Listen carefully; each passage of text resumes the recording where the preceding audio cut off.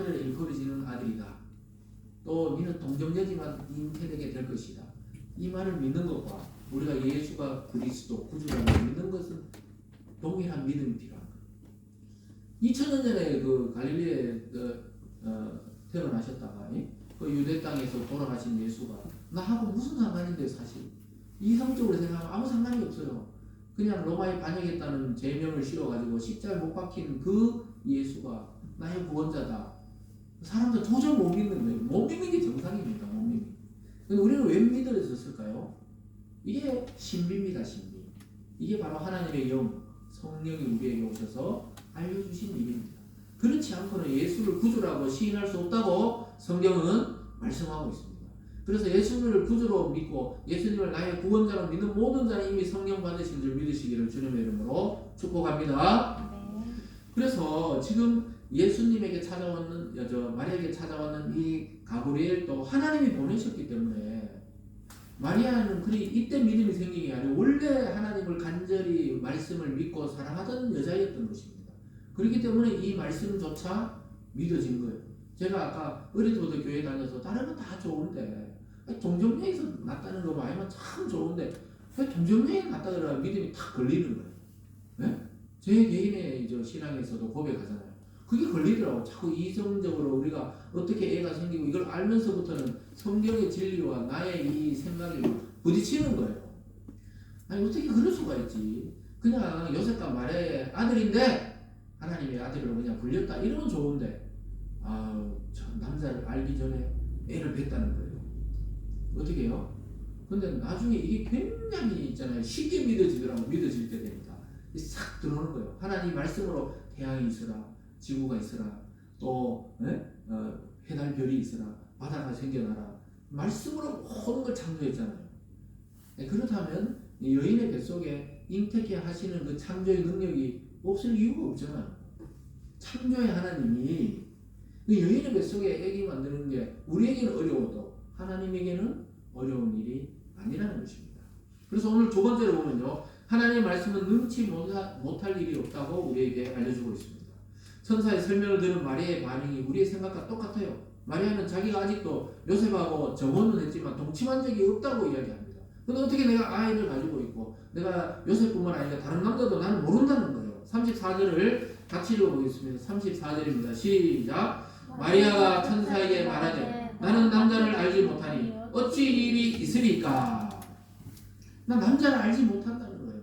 내가 요셉뿐만 아니고 내가 정혼한 남자 요셉뿐만 아니고 내가 뭐 남자를 알지 못한다는 게 지금까지 부부관계를 해본 적이 없는 나에게 어떻게 보면 굉장히 모욕적인 말이거든요. 이 처녀에게 애를 뵐 것이다 이 말은 굉장히 모욕적인 말입니다. 지나가다가 다른 사람에게 말도 못해요. 이 당시 유대 문화에서는 나 처녀인데 임신했습니다 이러면 돌로 쳐 죽일 수도 있고 집에서는 쫓겨나고 이런 거예요. 마리아는 아마 어린 나이에 그냥 요셉이 그냥 돌봤던 것 같아요. 남편이. 왜냐면 이 부모에 대한 기억이 부모도 막 창피하다. 네가 지금 우리 딸이 이렇게 처녀였는데 어디서 지금 애를 배웠냐. 지금도 여러분들 지금은 뭐 그냥 이제 나이 들어서 어디서 결혼하기 전에 임신했습니다 그러면 약간 빨리 결혼시키자 이런 문화지만 예전에는 이 결혼하기 전에 임신했다면 굉장히 부끄러웠거든요. 우리나라 문화에서도 그렇잖아요. 그 유대는 율법을 통해서 때려 죽일 수 있는 그런 법이 있다니까요. 그러니까 얼마나 두려웠겠어요. 이 소녀가 난 남자를 알지 못한다니까요. 이렇게 이야기했던 것입니다. 그러면서 천사가 한 번 더 이야기해요. 아까 지극히 높으신 이의 아들이라 불린다는 이렇게 말했는데 이번에는 직접 네가 잉태하지만 하나님의 아들이라 불릴 것이라고요. 35절입니다. 천사가 대답하여 이르되 성령이 내게 임하시고 지극히 높으신 이의 능력이 너를 덮으시리니 이러므로 나실 바 거룩한 이는 하나님의 아들이라 일컬어지리라. 너의 몸에 잉태되고 있지만 너는 그리스도가 나시는 통로라는 거예요. 통로. 물론 마리아가 10달 동안 임신해 있고 또 젖을 먹이고 또 키우고 이랬지만은 너는 하나님의 아들이 인간이 되기 위한 통로라고 이야기하고 있습니다. 여러분 우리가 개미를 구원하려면 어떻게 돼야 돼요? 개미를 그냥 밟은 적은 있지만 개미를 구원하기는 어렵잖아요. 개미를 구원하려면 개미가 돼야 되지 않으면 인간의 모습으로 개미 앞에 나서면 개미는 계속 도망갈 겁니다. 아마 우리가 개미가 되지 않고 개미를 구원하지 못하잖아요. 그러니까 하나님이 육신이 되었다는 거예요. 그러려면 인간의 모습으로 와야 되는데 누구의 몸을 통해서요? 마리아를 통해서 왔다는 것입니다. 여러분 우리에게 이 장면은 되게 환상적으로 들리잖아요. 하나님의 아들의 큰다, 네 뱃속에 생긴다. 그런데 마리아는 목숨을 걸고 순종해야 되는 일이었다는 겁니다. 여러분 예수님 믿는 것은 실제로는 목숨을 거는 거예요.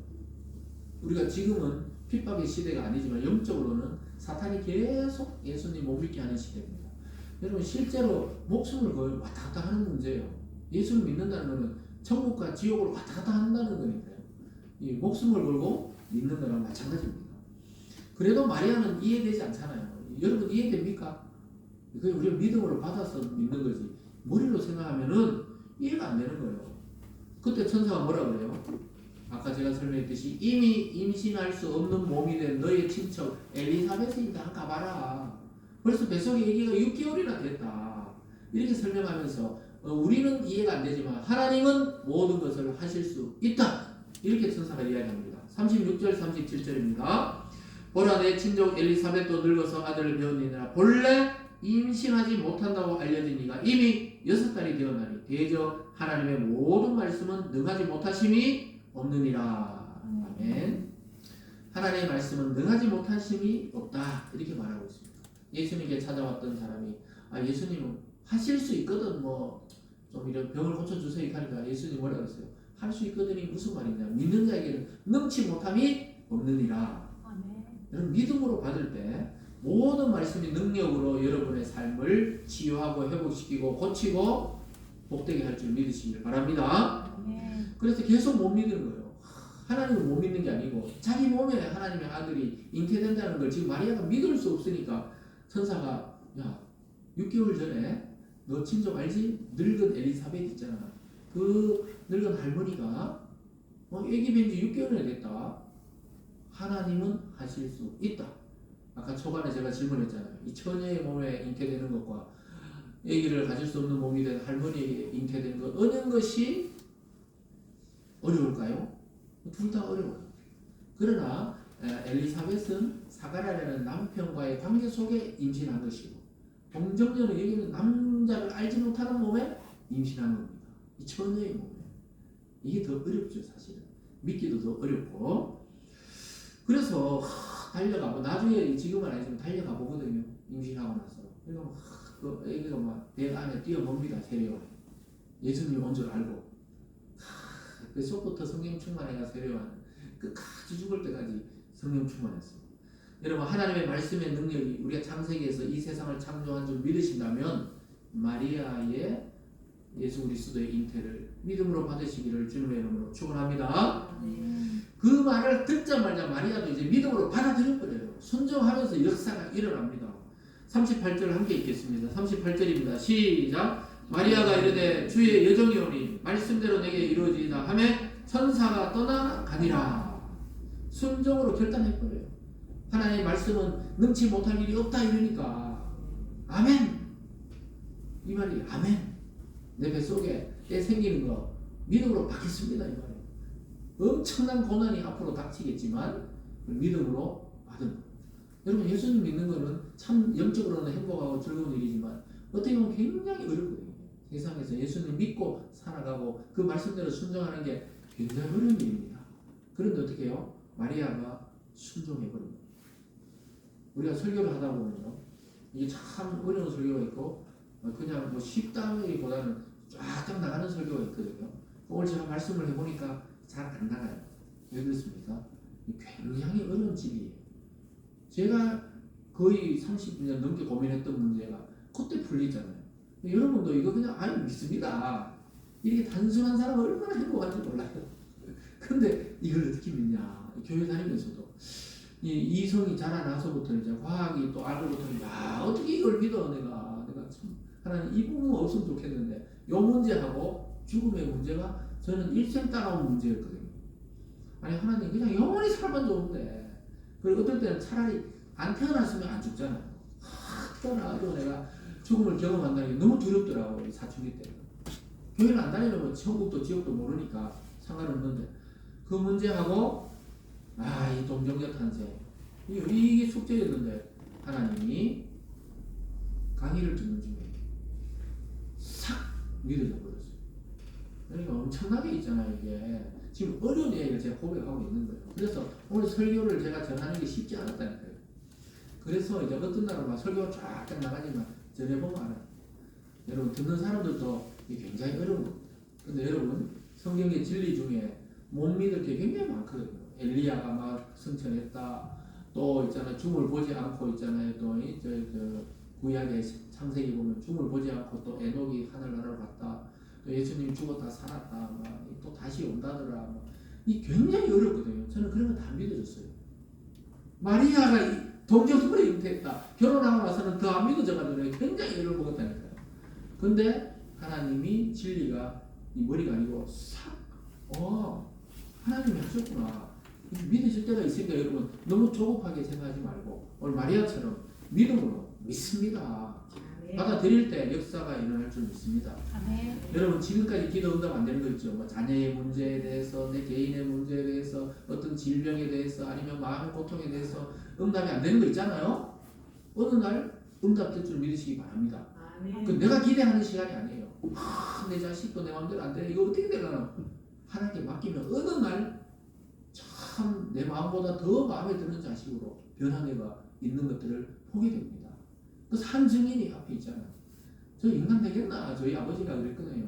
고등학교 좀 방황할 때는 저 인간 안 되겠나?